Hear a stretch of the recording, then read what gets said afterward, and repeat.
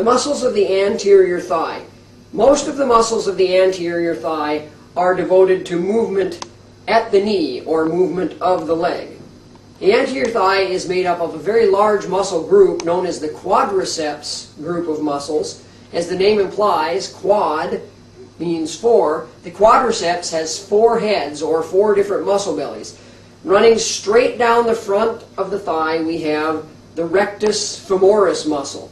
It will insert via the patellar tendon, past the patella, into the tibial tuberosity as the patellar ligament. This is one of the muscles of the quadriceps femoris, the rectus femoris. Keep in mind, the thigh is known as the femoral region. Rectus means straight. So the straight muscle over the femoral region is the rectus femoris. To the medial side of the rectus femoris, we will see the vastus medialis muscle. It also joins to pass through the patellar tendon and down to the tibial tuberosity. On the lateral aspect of rectus femoris, we see the vastus lateralis, also joining through the patellar tendon and patellar ligament to the tibial tuberosity. And if we remove the rectus femoris muscle, we see immediately deep to it the vastus intermedius muscle, the fourth of our quadriceps group of muscles, also joining the patellar tendon through the patella and patellar ligament to the tibial tuberosity. These muscles together, the rectus femoris, vastus lateralis, vastus medialis, and vastus intermedius, form the quadriceps group of muscles. They all function as extensors at the knee. Now, rectus femoris also has one other function. Because its origin is off of the pelvis, it also functions to help flex at the hip.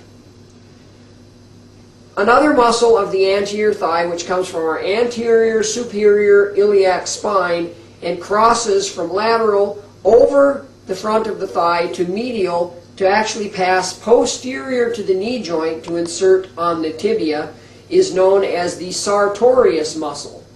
The sartorius muscle, a long strap-like muscle. For those of you in the upper level anatomy classes, you will learn that the sartorius muscle inserts with two other muscles into the top of the tibia via something known as the pes anserinus tendon. The pes anserinus tendon. The last muscle of the anterior thigh also comes from the anterior superior iliac spine. It is known as the tensor fasciae latae muscle. The tensor fasciae latae muscle leaves the anterior superior iliac spine and runs in most of us for about 6 to 8 inches before it becomes a tendinous band of connective tissue which runs down the lateral aspect of the thigh. This is known as the iliotibial tract. Some books call it the iliotibial band. Tensor fasciae latae inserts into that iliotibial band, which passes posterior to the knee joint and then inserts in the anterior lateral aspect of the tibia. If you recall, the gluteus maximus inserted into the gluteal tuberosity of the femur, but also into the iliotibial band as well. So the muscles of the anterior thigh, to recap: sartorius, a long strap muscle; tensor fasciae latae to the lateral side, and in the middle, the quadriceps group. The rectus femoris, the vastus medialis, vastus lateralis, and deep to the rectus femoris, the vastus intermedius. Vastus intermedius.